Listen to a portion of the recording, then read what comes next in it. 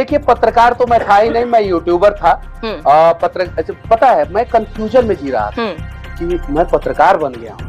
Electoral bond पर राय क्या है, अब बताइए। उसके बारे में तो हमने पढ़ाई नहीं किया, इलेक्टोरल बॉन्ड के बारे में। आपने 10 में से 5 सवाल के जवाब में कहा कि आप 2 ही दिन हुए हैं पार्टी आपको ज्वाइन किए हुए। 10 में से नहीं, सारा सवाल का जवाब सारे सवाल के जवाब में ही आपने लगभग कहा है नहीं, कि पार्टी ज्वाइन किए हुए 2 ही दिन हुए हैं। हाँ। आपने ये बात मानी पत्रकारिता करते हुए? खैर, आप पत्रकारिता आपने पढ़ी नहीं है लेकिन करी है। हाँ। कितने साल आपको हो गए हैं? देखिए, पत्रकार तो मैं था ही नहीं, मैं यूट्यूबर था। पता है, मैं कंफ्यूजन में जी रहा था कि मैं पत्रकार बन गया हूँ। लेकिन जब जेल गया ना, तो पत्रकारों ने मुझे बता दिया कि तुम पत्रकार नहीं हो, तुम यूट्यूबर हो, पत्रकार तो हम लोग हैं। ये चीजें हमको पता चल गया। जानते हैं कैंसर से कितने लोग मरते हैं? 9 लाख लोग मरते हैं। और पत्रकारों लोगों के पत्रकारिता में ये नहीं है कि कैंसर के खिलाफ बोले, का है कि अखबार में फ्रंट पेज पे उसी का ऐड आता है। उन लोगों ने मुझे बता दिया कि मनीष, तुम पत्रकार नहीं हो, तुम हम लोगों के साथ नहीं हो, हम लोगों की श्रेणी में नहीं हो, तुम अलग हो।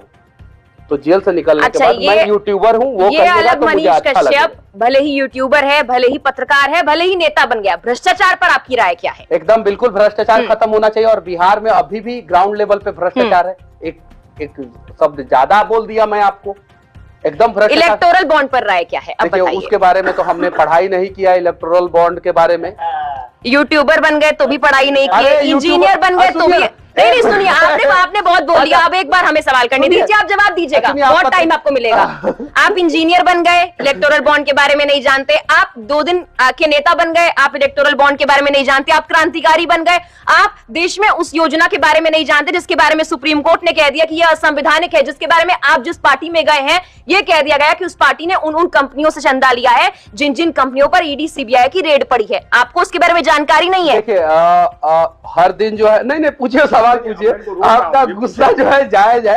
हर दिन जो है इस देश में अनेकों मुद्दा होता है, उसमें से कुछ मुद्दा ये अनेक मुद्दा नहीं है मनीष, ये अनेक मुद्दा नहीं है। ये वो एक मुद्दा है जो बहुत सारे लोगों की जिंदगी प्रभावित करता है। ये वो मुद्दा है जिस पर कोर्ट ने साफ तौर पर कहा कि ये असंवैधानिक है। ये मेरा गुस्सा नहीं है, ये उन सवालों के जवाब में जो आपने जवाब दिए, ये एक और जवाब है जो हर बार कह रहे हैं कि 2 दिन पार्टी ज्वाइन हुए हैं।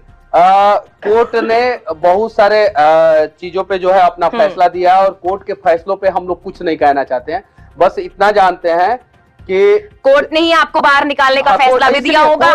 कोर्ट के फैसले पे मैं सवाल नहीं खड़ा कर रहा हूँ, लेकिन मैं इतना नहीं, मैं इलेक्टोरल बॉन्ड पे आपकी राय जानना चाहती हूँ। 2 दिन के नेता के तौर पर मत जवाब दीजिए, आप छोड़िए सब।